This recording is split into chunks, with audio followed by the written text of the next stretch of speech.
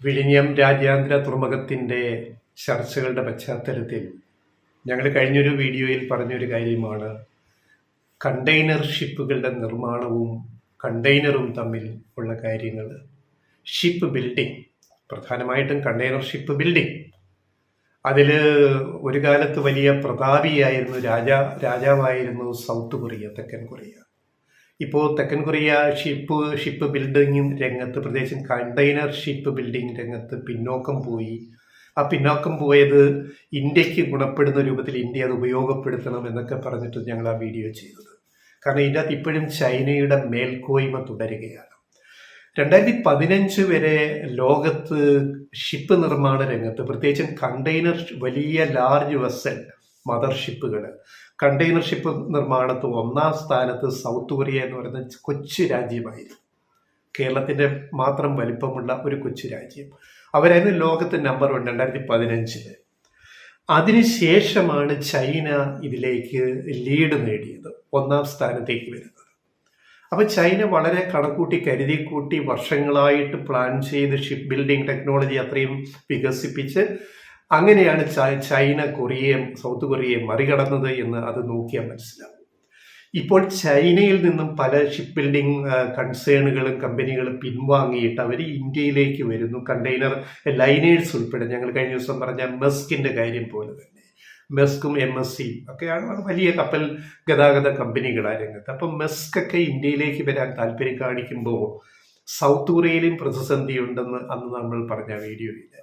അവിടെ ഷിപ്പ് ബിൽഡിങ്ങിന് ഇപ്പം man power കിട്ടാനില്ല, skilled man power, work force. അതുകൊണ്ട് അവിടുത്തെ കപ്പൽ നിർമ്മാണശാലകളൊക്കെ അടച്ചുപൂട്ടലിലേക്ക് പോകുന്നു. അങ്ങനെയാണ് അവരുടെ ബിസിനസ് കുറഞ്ഞതെന്ന് ഞങ്ങൾ പറയുന്നത്. അപ്പോൾ ചൈനയിൽ നിന്ന് ആൾക്കാർക്ക് പിന്മാറാനും, ഈ പറയുന്ന ഷിപ്പ് ബിൽഡിംഗ് ടെക്നോളജി രംഗത്തുള്ളവർക്ക്, കമ്പനികൾക്ക് പിന്മാറാനും ചില ആഗ്രഹങ്ങളുണ്ട്. കുറെ കൂടെ ഓപ്പൺ സൊസൈറ്റിയായ ഇന്ത്യയിലേക്ക് മുതൽ മുടക്കാൻ അവർ ശ്രമിച്ചാൽ അവർ വരും. അതിന് ഇന്ത്യ സർക്കാർ, നമ്മുടെ സംവിധാനങ്ങൾ മുൻകൈ എടുക്കുമ്പോഴാണ് നമ്മൾ പൂവാറിലേക്കും അങ്ങനെ ഒരു വലിയ ബിസിനസ് നിക്ഷേപ സാധ്യത ഷിപ്പ് ബിൽഡിംഗ് രംഗത്ത് നമുക്ക് കിട്ടും. ഈ പൂവാറിലെ അനുകൂല സാഹചര്യം, ആഴക്കടൽ എന്നുള്ളത് വെച്ചിട്ട് ആ വീഡിയോ നമ്മൾ പറഞ്ഞത്. ശ്രമിച്ചാൽ നമുക്കിത് എത്തിപ്പിടിക്കാൻ പറ്റും. പക്ഷെ അത്തരം ശ്രമങ്ങൾ അതിന് വേഗത പോരാ. നമ്മുടെ മിഷൻ 2030 ഒക്കെ നരേന്ദ്രമോദി സർക്കാർ പ്രഖ്യാപിച്ചെങ്കിലും അത് മാരിടൈം വിഷൻ ഇന്ത്യ എന്ന് പ്രഖ്യാപിച്ചു 2030 നമ്മൾ ഇത്രയും നേടും. പക്ഷെ അത്തരത്തിൽ അത് സ്പീഡപ്പ് ചെയ്ത് വേഗതയാർന്ന് മുന്നോട്ട് പോകുന്നില്ല എന്നതൊരു യാഥാർത്ഥ്യമാണ്. ഇപ്പൊ ചൈനയെ എങ്ങനെ കൊറിയയെ മറികടന്നു എങ്കിൽ നാളെ ഇന്ത്യക്ക് കൊറിയയെ മറികടക്കാം. ഇപ്പോഴും കൊറിയ 2ാം സ്ഥാനത്താണ്, സൗത്ത് കൊറിയ. ചൈനയെ നമുക്കിപ്പോഴൊന്നും ബീറ്റ് ചെയ്യാൻ സാധിക്കില്ല. പക്ഷേ കൊറിയയെ നമ്മൾ 3ാം സ്ഥാനത്തേക്ക് പിന്തള്ളി, അല്ലെങ്കിൽ ജപ്പാന്, കൊറിയ കഴിഞ്ഞ ഈ രംഗത്തുള്ള ജപ്പാനും ഗ്രീസും ഒക്കെയാണ് ഷിപ്പ് ബിൽഡിംഗ് നിർമ്മാണ രംഗത്ത്. ജപ്പാന്റെ ഷെയർ ഇതിനകത്ത് വിഹിതം വളരെ കുറവാണ്. ലോക കപ്പൽ നിർമ്മാണ കണ്ടെയ്നർ ഷിപ്സ് രംഗത്ത് വെറും 6.4% സാന്നിധ്യമേ ജപ്പാനുള്ളൂ. കൊറിയയ്ക്ക് ഇപ്പോഴും 23.3% സാന്നിധ്യമുണ്ട്. ചൈനയ്ക്കോ 68.5% ചൈനയുടെ വിഹിതം.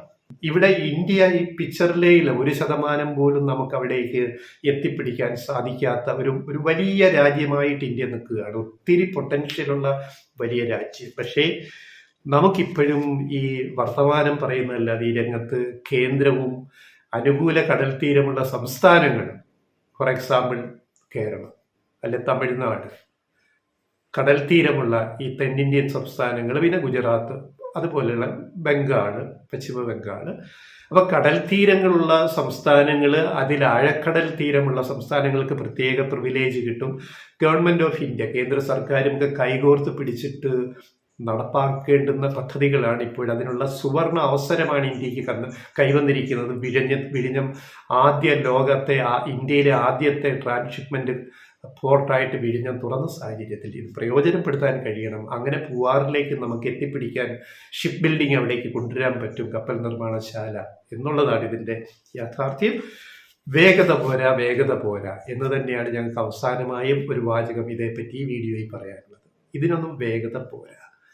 അവിടെ വിവേചനം പാടില്ല. കേന്ദ്രം ഒരു കക്ഷി ഭരിക്കുന്നു, അതുകൊണ്ട് മറ്റേ കക്ഷി ഭരിക്കുന്ന സംസ്ഥാനത്തിന് ഞങ്ങൾ കൊടുക്കില്ല എന്നൊക്കെയുള്ള ഈ സങ്കുചിത ചിന്താഗതികൾ ഭരിക്കുന്ന പാർട്ടികൾ മാറ്റിവെച്ചിട്ട് കേന്ദ്രത്തിലും സംസ്ഥാനത്തിലും ഒരുമിച്ച് നിന്ന് കൈകോർത്ത് പിടിച്ചിട്ട് പ്രോജക്റ്റുകൾ കൊണ്ടുവരാനുള്ള ശ്രമം വളരെ വേഗത്തിൽ നടത്തേണ്ടുന്ന ഒരു ഘട്ടത്തിലാണ് ഇന്ത്യ എത്തി നിൽക്കുന്നത്, കേരളവും എന്ന കാര്യം നമ്മൾ മറന്നു.